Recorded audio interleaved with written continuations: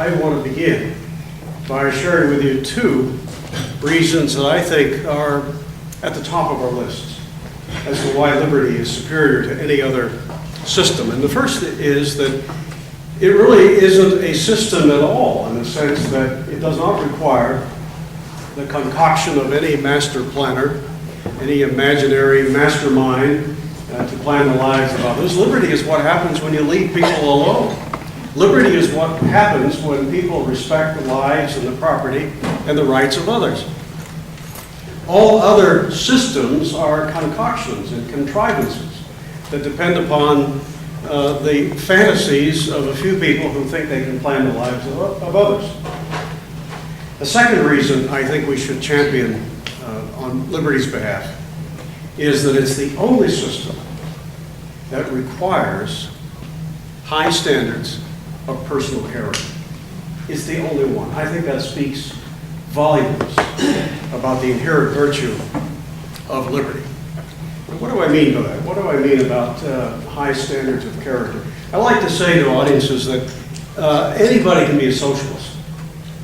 Anybody can be an interventionist, a statist, whatever term you may choose to describe those who put faith in the state. It really, none of those contrivances really demand much of us.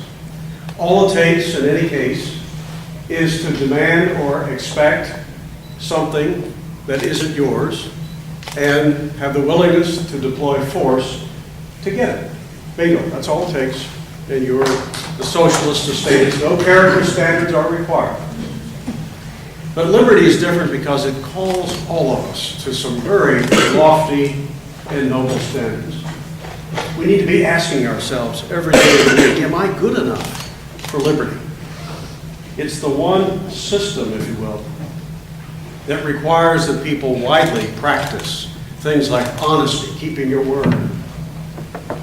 It requires patience, it requires courage, perseverance, persistence, responsibility, and humility.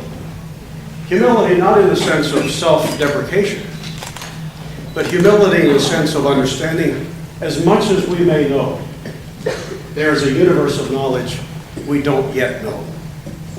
And the very thought that any of us could plan for the lives of others in the kind of minute detail that so many in Washington fantasize that they're able to do is preposterous.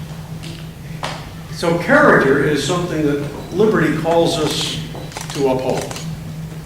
And I think the best way to explain this is to talk about great men and women of solid character. And that's where I'd like to go with the remainder of the speech. You know, the liberty movement didn't begin with your generation or mine. We stand on the shoulders of a great many men and women, in some cases going back many centuries. And in many of those cases, men and women who put their lives on the line so that others could be free. So it behooves us, I think, to remind ourselves from time to time of the greatness of some of those people on whose shoulders we stand. I've chosen 4 tonight to tell you stories about.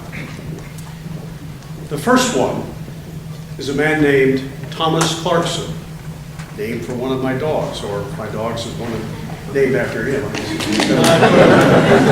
How many of you have seen the movie Amazing Grace?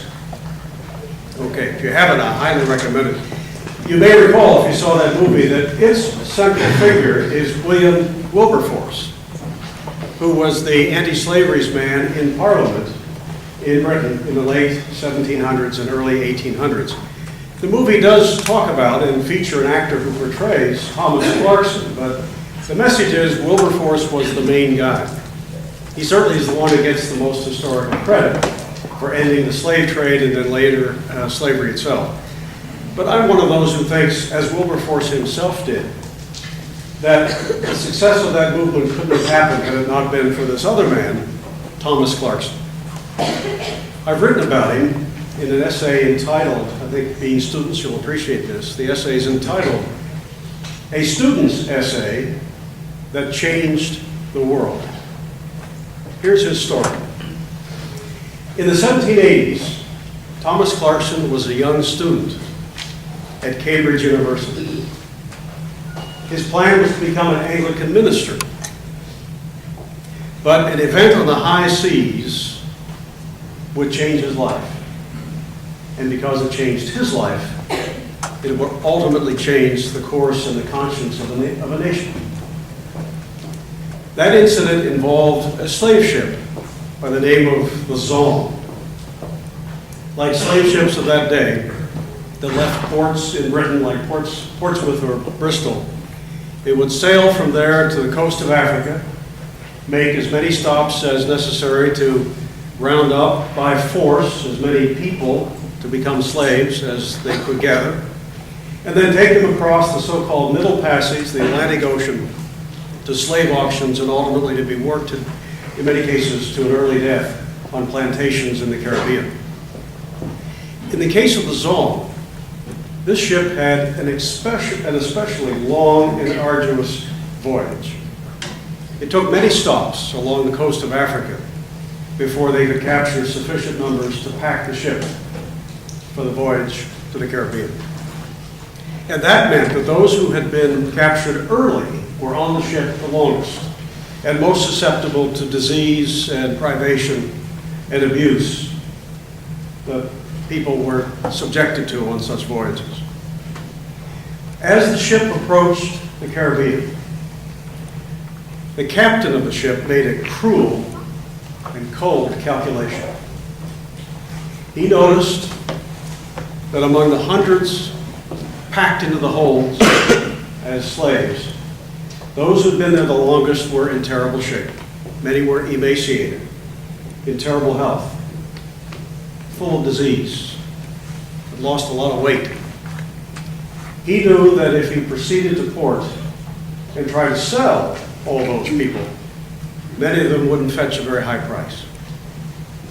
So he decided if he got rid of some, he could actually put in an insurance claim and make more money. So he ordered that 132 living beings be thrown into the sea. This was not uncommon at the time. But in this case, they were crew members of the Zong who had a conscience. And when the ship returned to Britain, some of those crew members talked. They caught the attention of a man named Granville Sharp, an attorney in London, who was so outraged at what he had heard, he decided to file murder charges against the slave ship captain. This case got a lot of attention. But in the end, the judge dismissed the case, and he used these words. He said, throwing 132 people overboard was like nothing more than throwing, as he put it, horses overboard. This was simply, he said, a civil dispute between a slave ship captain and an insurance company. Well, people of conscience were outraged. And at that time, at Cambridge, there was a professor who was in charge of determining what the annual topic would be for an essay contest that involved a very coveted and well-known prize. And this professor decided that this year, the topic for the essay contest would be resolved that it is wrong for one man to own another. A young student named Thomas Clarkson decided to enter the contest. He had no knowledge of slavery whatever, no opinion of it when he started, but he was a diligent student. He wasn't going to simply write something rhetorically and argue one way or the other without lots of evidence.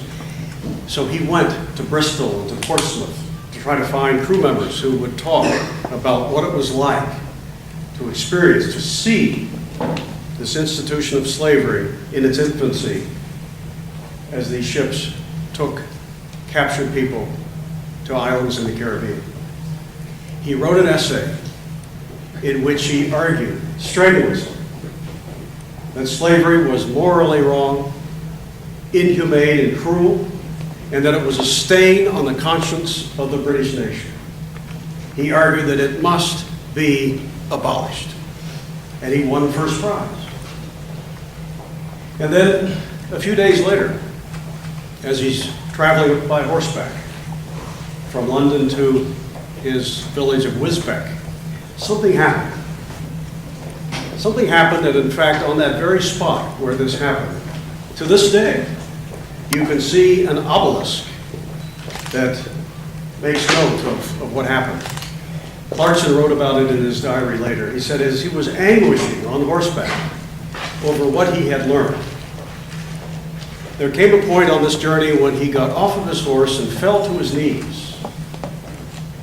And he wrote in his diary later, I said to myself at that moment, if what I have written is true, someone must see these calamities to an end. Now, he couldn't have known what life would bring him, but we now know this young man spent the rest of his life, 61 years, on behalf of the cause of human liberty. First, it was to end the trade in slaves. Later, it was to end slavery itself, which was finally accomplished when he was in his 70s.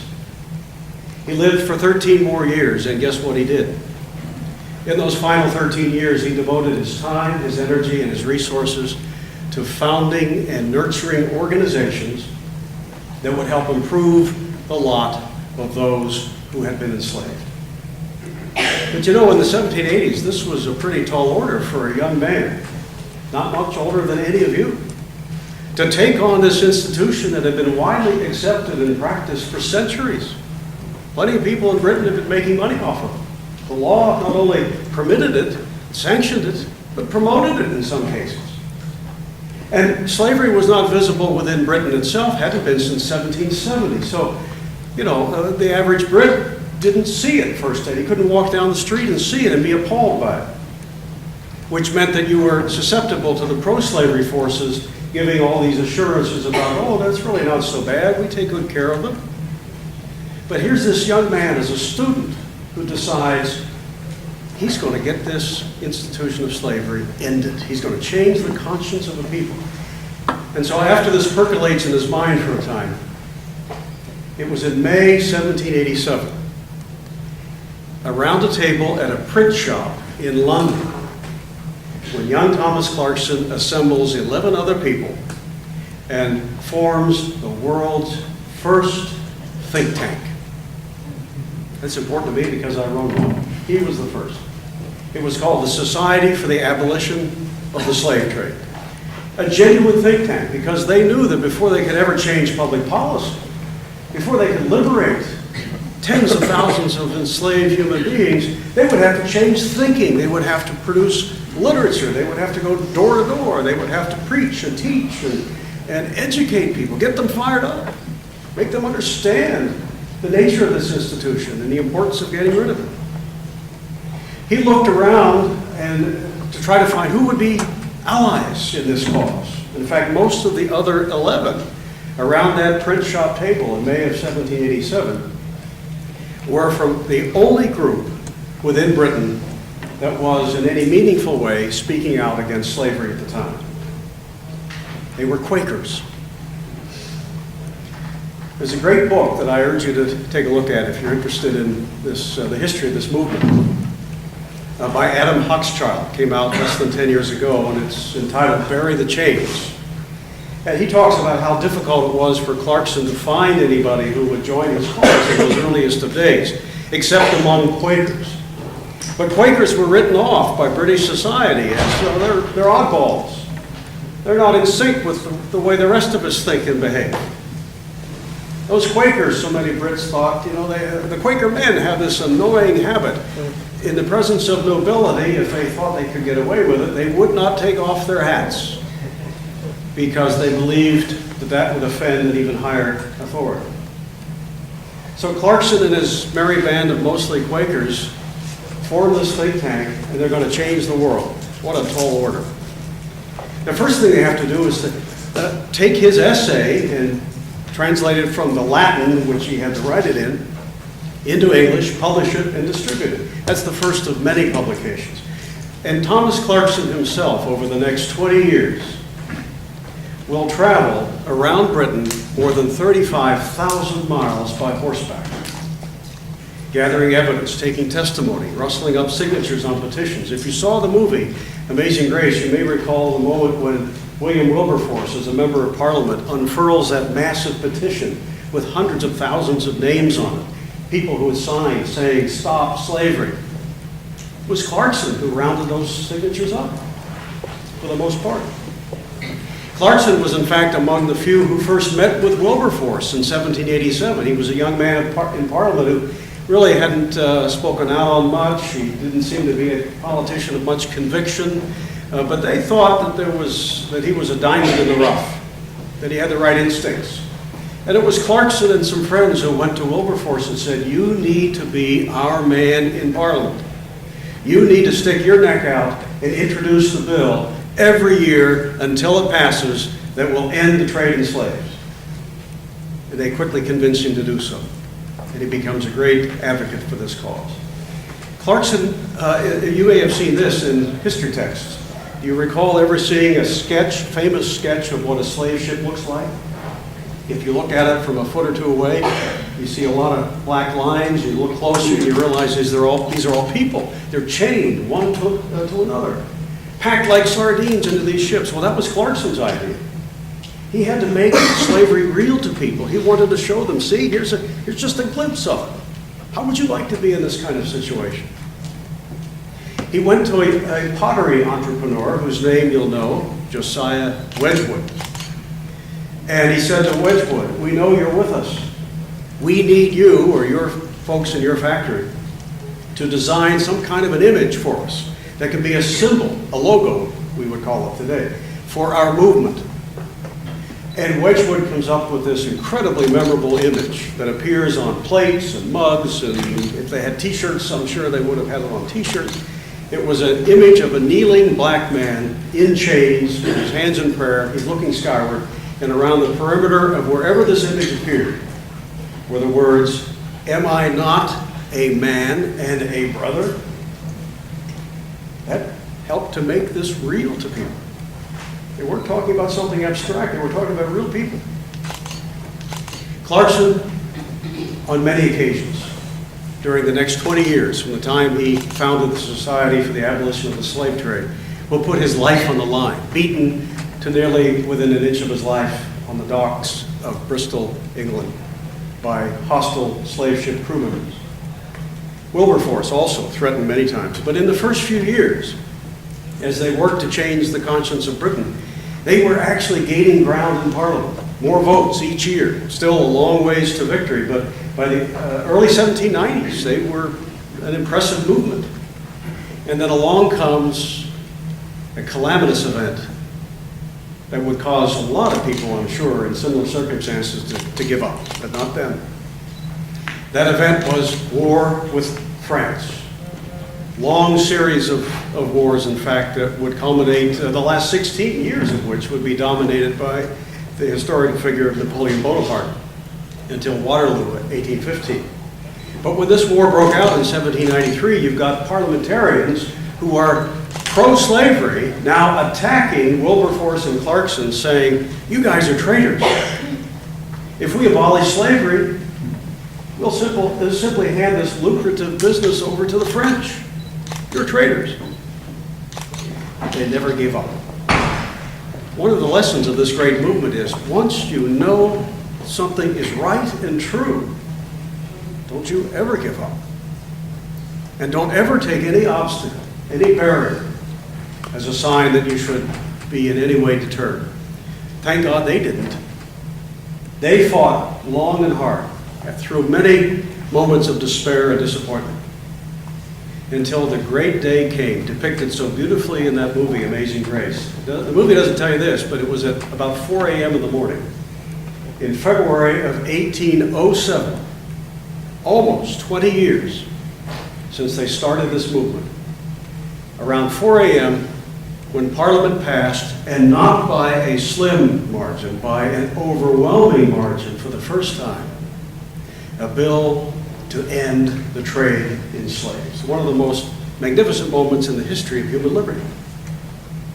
Clarkson and Wilberforce, given all that they've been through, could have said, and maybe you couldn't blame them, 20 years of this, let's do something else. Maybe the next battle can be led by someone else. But they knew and resolved at that moment, in fact, to recommit themselves to what would be the ultimate victory, which was not simply the ending of the trade in slaves, but the liberation of those who had been enslaved, the ending of slavery itself. Guess how many more years it will take before they accomplish that? 26. So for Clarkson and Wilberforce, this is a 46-year battle. But that great day finally came in 1833. 3 days, in fact, before William Wilberforce would die, when Parliament passed a bill to liberate all of those within the jurisdiction of the British Empire who had been enslaved. Huxchild, in that book that I recommended, Bury the Chains, talks about what happened on so many of those islands in the Caribbean the night before the bill took effect in 1834. Many of those enslaved people went to the highest point on those islands because they wanted to be there when the sun came up the next morning. Because to them, this would be a new day in more ways, more meaningful ways than just one.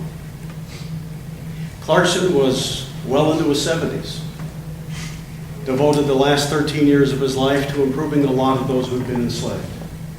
When he died at the age of 86 in 1846, the funeral for a man who was once ridiculed and attacked and dismissed, the funeral for him was one of the largest that London had seen in decades. And Hochschild reports what happened on that day, attended by so many of the sons and the grandsons and the daughters and the granddaughters of the Quakers who had enlisted early in Clarkson's fight. Those Quaker men took off their hats because to them this was a genuine hero for human liberty. One of Clarkson's biographers, Ellen Gibson Wilson, sums him up so beautifully in this line. She says, Thomas Clarkson, 1760 to 1846, a man who gave his life to liberate those he never met from lands he never saw. What a hero for human liberty. But I want to tell you about some more. How many of you have heard of the name Fanny Crosby? Anybody know who Fanny Crosby was? Okay. Fanny Crosby, one of the most remarkable women in American history. And one of the saddest commentaries I can think of today is that most Americans don't know who she is. Less than 100 years ago, she was still alive, and she was the most revered and respected woman in America. She lived from 1820 to 1915, died at the ripe old age of 95. Why was she so remarkable and worth remembering? Well, several things. One, Fanny Crosby was noted for her extraordinary charitable work in difficult places. In New York City in the 1870s, when the city was struck by a terrible cholera epidemic, thousands had fled the city to escape it. She stayed behind, ministered and nursed the sick, contracted cholera herself, but later recovered. Well, that alone would get you at least a footnote, you think, in the history books. But there's a lot more to Fanny Crosby. Fanny Crosby was also the first woman to address the United States Congress. That tells us she must have been a person of some note. How many of you have met one American president? Not all. One who should be president. Wouldn't you agree that if you could somehow meet somebody who met five, that would be a pretty remarkable person who could say, either when they were in office or before or after, could say, I met 5 people who were president. Well, Fanny Crosby holds the record to this day, as far as we know, for having met and come to know more presidents than any other American in our history. We've had 44. How many do you think Fanny Crosby might have met? 21, she met every president between John Quincy Adams and Woodrow Wilson. Adams, well after he served in the White House, he was in Congress for 17 years after he was president of the United States. Well, that should suggest, you know, I mean, there's a lot of those that we don't care much for, but still, there must have been something special about her to have been sought out by so many people of high place. Fanny Crosby, to this day, holds the record, as far as we know, for having written the lyrics to more tunes or songs than any other person ever. Almost everything she wrote was a hymn. She wrote almost 9,000 of them. On any given Sunday to this day, there may be millions of Americans singing Fanny Crosby hymns. Blessed assurance, to God be the glory. But the most remarkable thing about Fanny Crosby, I haven't told you yet. She never had any memory of having seen a thing. She was completely blind from the age of 6 months. And when she went around the country speaking to audiences, and when she talked to the Congress, guess what her message was? It wasn't, I'm down and out, I've got a problem, where's my check? Her message was, as people who live in liberty, we are called upon to use whatever talents and abilities we have, in spite of whatever shortcomings or handicaps we have, to be the best examples we can be for others around us. What an inspiring message, and yet she's almost forgotten to this day. The third person I want to tell you about happens to be my favorite president. And I've written enough about him that maybe this won't be too new to some of you, but it wasn't a recent one, certainly not among the last 2 or 3. My favorite was a man named Grover Cleveland, America's 22nd and 24th president. The only one to serve 2 terms that were not consecutive. Why do I like him? A lot of reasons. One is he vetoed more bills than all the previous 21 presidents combined.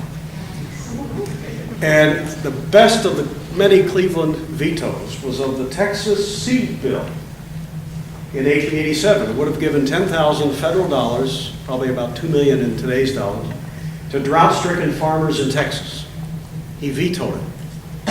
And in his message, he said, I can find no warrant in the Constitution for the appropriation of public monies for the relief of private distress. Can you imagine that? A president who actually put his hand on the Bible, swore to uphold the Constitution, and then did it. How remarkable. In that same veto message, Cleveland goes on to say, though the people may support the government, it's not the duty of the government to support the people. And in the next paragraph, he talks about how we must rely upon the charity of our fellow countrymen in times of distress. America can always be counted on to do that.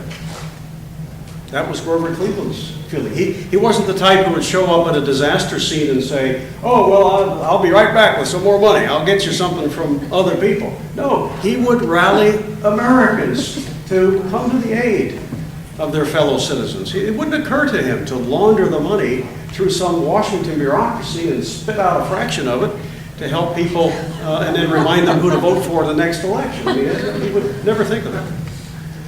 Grover Cleveland came to almost always the right policy conclusions, a few exceptions. Almost always the right policy conclusions, not because he was a PhD, never went to college. He wasn't an economist, and yet he stood on the right side of almost every major economic issue of his day. He was against the welfare state. He was opposed to cheating people through unsound money. He was in favor of free trade, low taxes, low tariffs, all the right things. How did he come to the right conclusion without having read much or studied much or have a degree in any of that stuff? It was because he was a man of solid character. He would judge everything according to what, in his gut, told him was right versus what was wrong. How refreshing is that these days? You could not go to Grover Cleveland and say, well, you ought to take this position because this group over here is talking really loud about it, or you know, it would really help in your re-election, or hey, your party's saying you ought to do this. He would have none of that.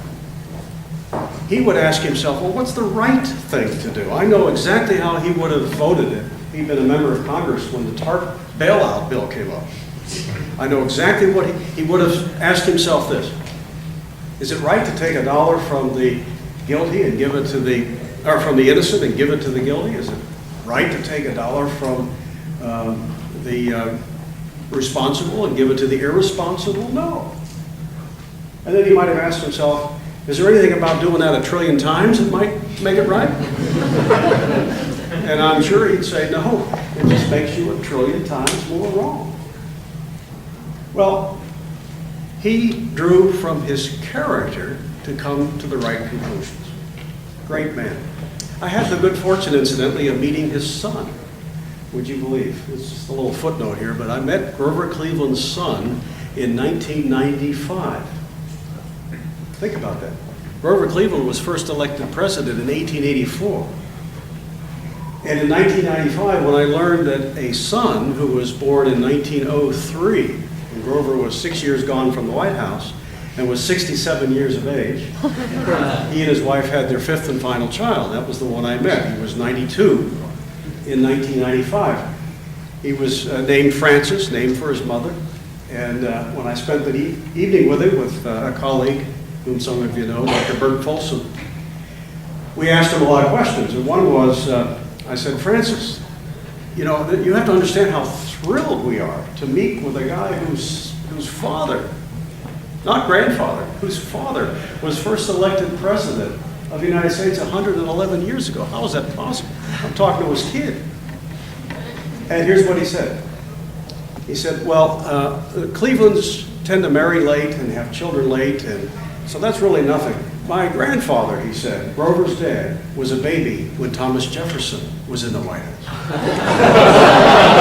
I looked it up later, and he was. He was born around 1805 when Jefferson was in the White House.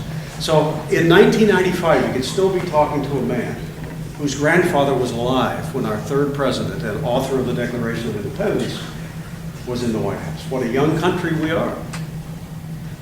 So Grover Cleveland, a man worth knowing more about. And a recent biography of him I can highly recommend. The title is very instructive. It's entitled The Last Jeffersonian by Ryan Walters.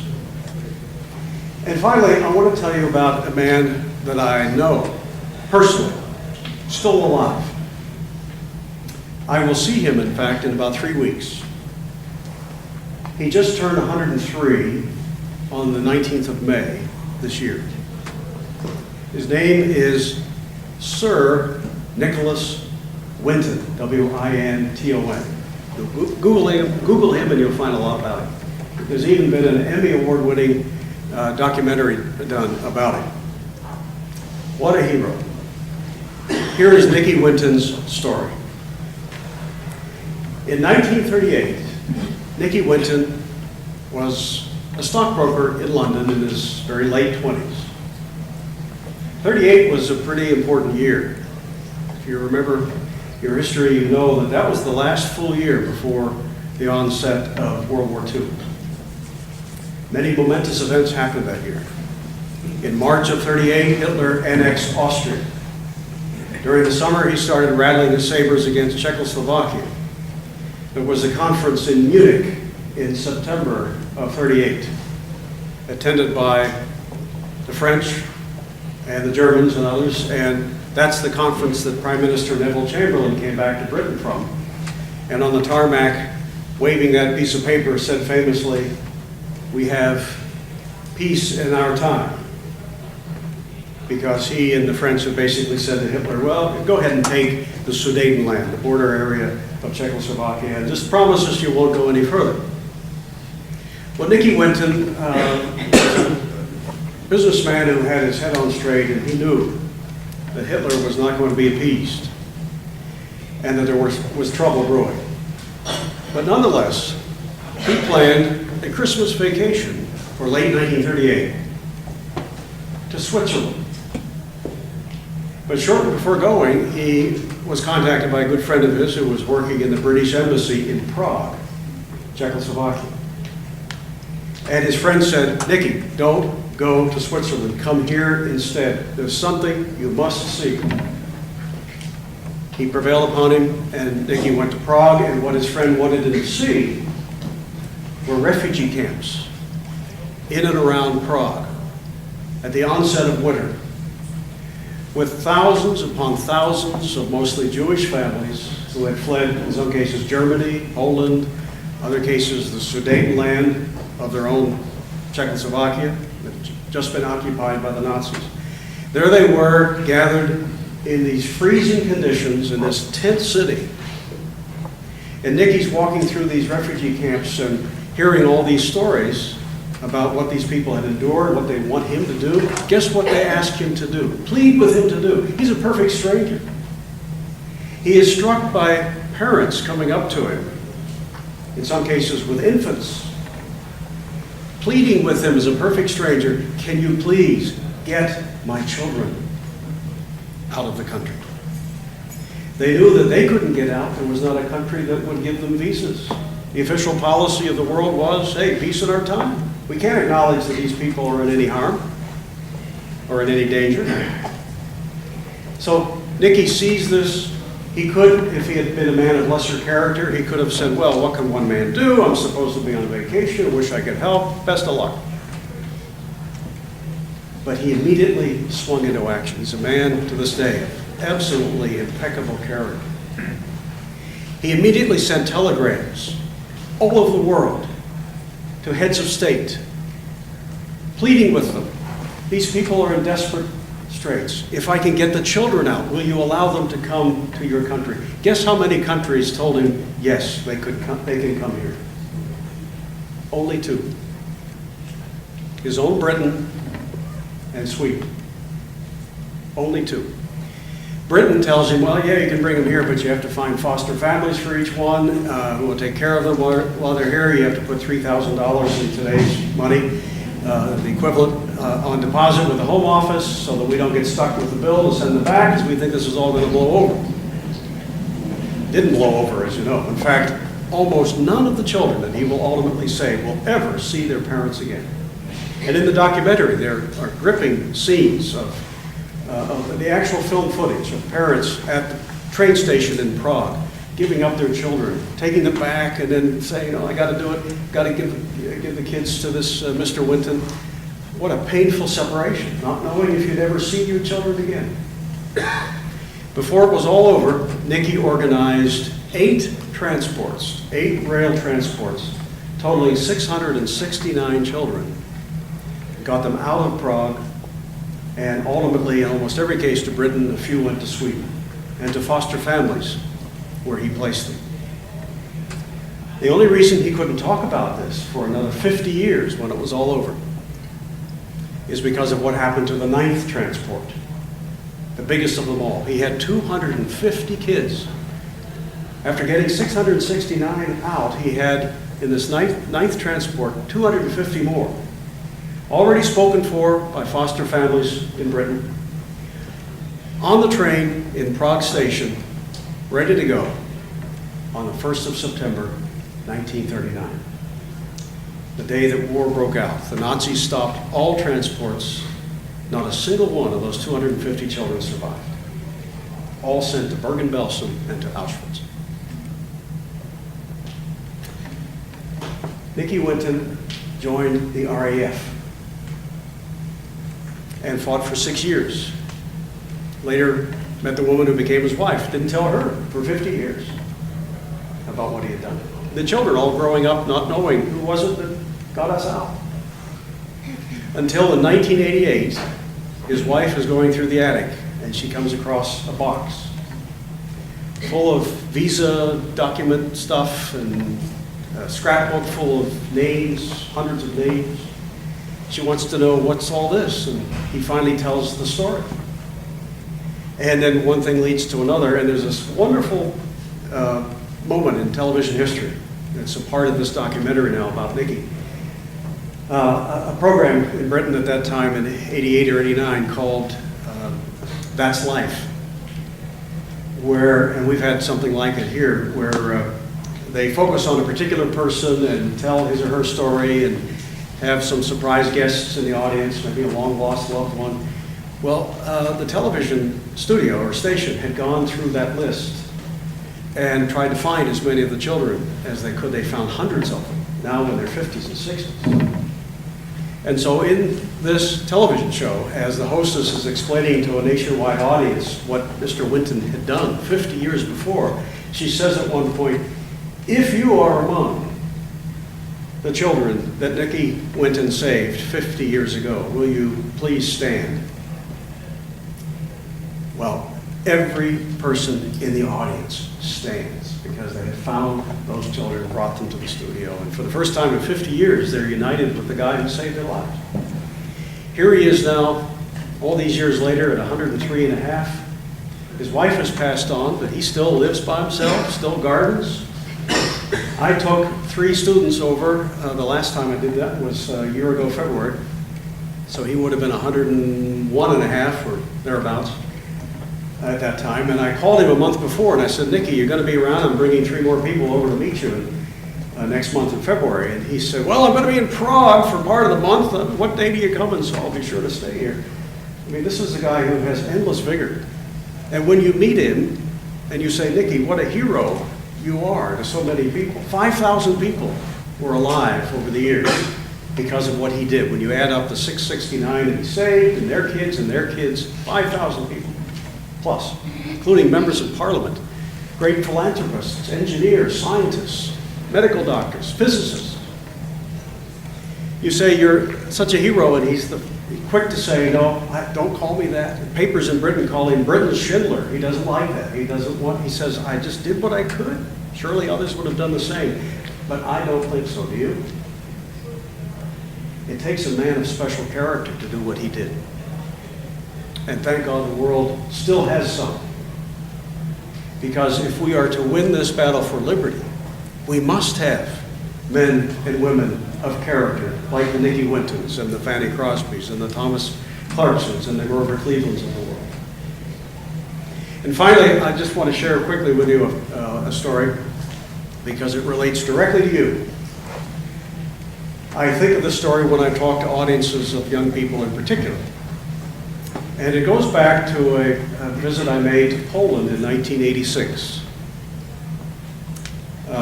I did a lot of work behind the Iron Curtain in the late 80s in countries active with people who were involved in underground resistance, anti-communist organizations. 86 was a difficult year for Poland. It was 5 years after martial law had been declared, when the communist regime cracked down, banned the organization called Solidarity, a youth group called Freedom and Peace, locked them up, threw away the key. And it was 3 years before the big changes in '89 that almost no one predicted, like the fall of the Berlin Wall. So this was a dark time for Poland. But I spent a couple weeks with people who were active in the opposition, underground, staying at a different home every night, a step ahead of the government. One night I was with underground printers, all young people, not much older than you, active in translating and printing illegally and distributing illegally great works of freedom from the West. I asked them at one point, where do you guys get all the paper to print this stuff? Because the government owns all the printing presses. And a young Pole named Pavel answered this way. He said with a smile, the Polish people have a great sense of humor, even in the midst of great adversity. He said, we get the paper from 2 places. 1, we smuggle it in from the West, and 2, we steal it from communists. And I said, what do you mean by that? And he said, well, the government has its own printing presses where they print their stuff, their propaganda, their magazines and newspapers. But more and more of the workers there think like we do. And when the coast is clear, they smuggle the government's paper out to us, and sometimes, he said, they even print our stuff on the government's own printing press.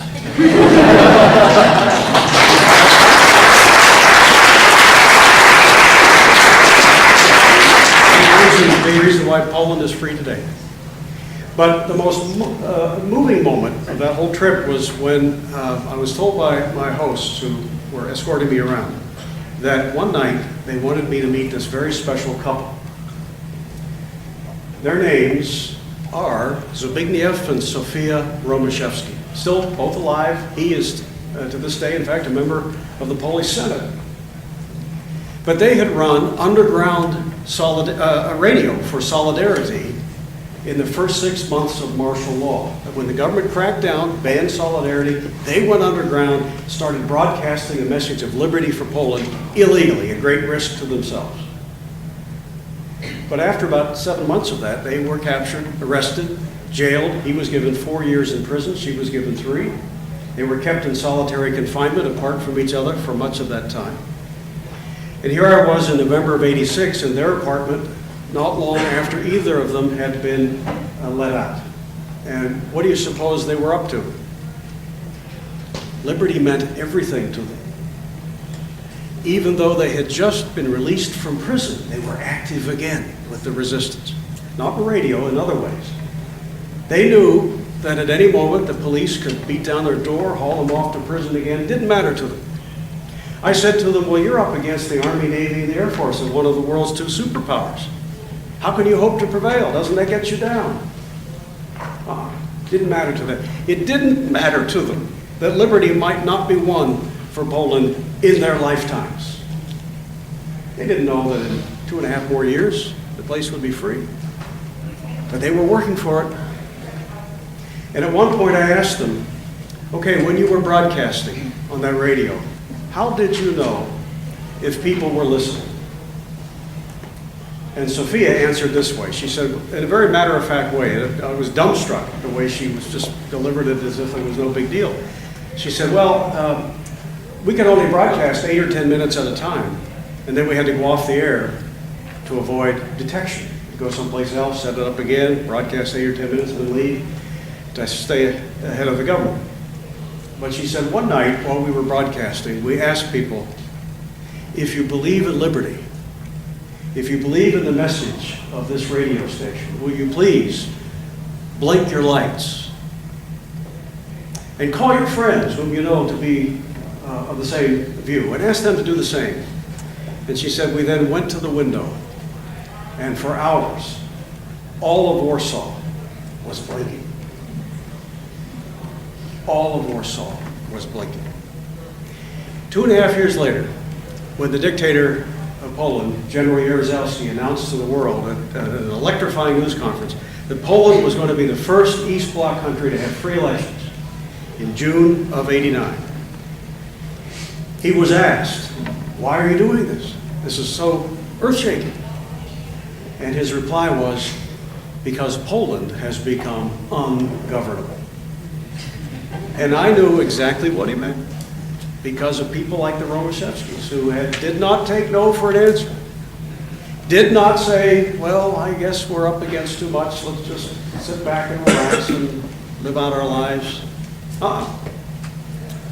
They loved liberty, and they fought for it, and they won it in 1989.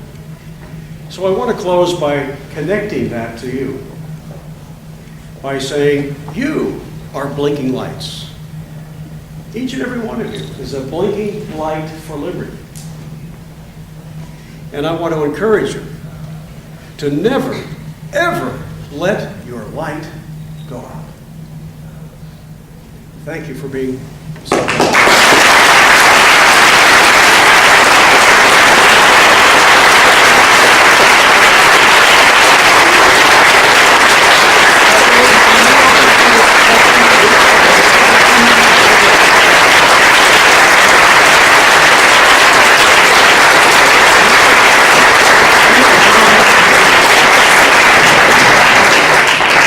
We're going to take about 10 minutes of questions.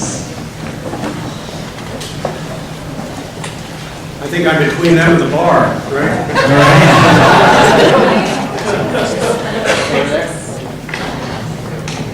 First, thank you so much for your dedication to this cause. That's just amazing. And just on a more practical note, can you like rattle off as many books as you could recommend, either just on liberty or anything else? Yeah. If you give 10, that would be awesome. 10, okay. Well, okay, one would be Frederick Bastiat's The Law. That's available on the Feed website for free. Feed.org, The Law by Frederick Bastiat, one of the all-time classics. Henry Hazlitt's Economics in One Lesson. Henry Grady Weaver's, a somewhat forgotten classic, but it's really terrific and great impact on me. The Mainspring of Human Progress, still available. I think Liberty Fund now still publishes that. If you like the Clarkson story, I would urge you to read the book by Eric Metaxas, Metaxas, called in the meantime. What's the documentary? The documentary on Nicky Winton is called The Power of Good. The Power of Good. If it's, I don't know if it's still available on Amazon. If it isn't, you can find clips of it on YouTube. And so I hope you can get that, because I'm a little worried that it's not being produced. So it might be tough to find. What's the best way you think we can make ourselves ungovernable? What's the best way to make ourselves ungovernable? Well, I always tell people this. I think the first thing we all have to work on, if you want to be an effective spokesperson for liberty, you can't impart what you don't possess. So if you want to encourage people to live to the standards of character that liberty requires, you'd better be a person of character yourself. It doesn't mean you have to go around preaching to people about it. It doesn't mean you have to be preaching. But you should be a person who, by sheer example, others want to learn from, listen to, read about. Leonard Reed, the founder of Feed, this was a message I got from him at an early age. He used to say, I don't know how to play golf. When I show up at the golf course, nobody asks me to, nobody follows me around. But boy, when the names he used at that time, Arnold Palmer, Sam Snead, names you might not know, great golfers. When they show up, everybody follows them around. Why? Because they're an example. So many people too many people who are advocates for liberty fall short on this ground. And as a result, they're not as effective or inspiring as they could be. So if you, and I would say also adopt this line of incorporating character as you make a pitch for liberty. And what you'll find, I think, is what we're finding at Feed, is that it subtly appeals to people, resonates with them in ways that so many other arguments don't. If we just argue that, well, you should be for capitalism because it produces the most stuff, then you might make a convert, but he'll be vulnerable to the first person who comes along and says, yeah, but that's greedy and that's not very moral and there are higher standards than that. We have to convince people that capitalism, free enterprise, free markets, liberty, really is just about as high a calling as it ever gets in life. And they require high standards that we should all aspire to. None of the other systems, as I said at the start, do. I might have got a little sidetracked there. I hope I answered your question. Next. Dr. Reed, can I ask a question? Yeah. All right. So it was just confirmed about 8 hours ago that a Students for Liberty conference in Munich, Germany actually brought together over 150 libertarian students.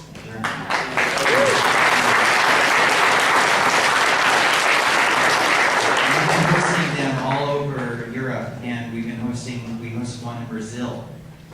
We're working in Africa. We have a charter teams program. We have leaders in Kyrgyzstan. So what do you think are the greatest challenges that we're going to face as Students for Liberty, just as a concept, starts to internationalize, and how can we overcome those challenges? Well, there are several, but I guess I'd have to say maybe the greatest challenge, at least in the next few years, will be the challenge to remain positive and optimistic, because I think we're in for some tough times. The full bitter fruit of decades of statism is yet to be plucked. So there may be moments like Wilberforce and Clarkson had when they're pointed to as traitors or nuts or whatever, and there may be a great temptation for us to give up and say, well, I guess we just have to wait for the next civilization that comes along and is founded in freedom. I would just urge you to Don't let any obstacle deter you or slow you up in any way. So that's probably the near-term challenge. But depending on the country, there will be endless others too. Statism at the moment has a head of steam, but that doesn't make it right, right? So why would we ever think of giving up? Just think how much greater the day will be when we finally win.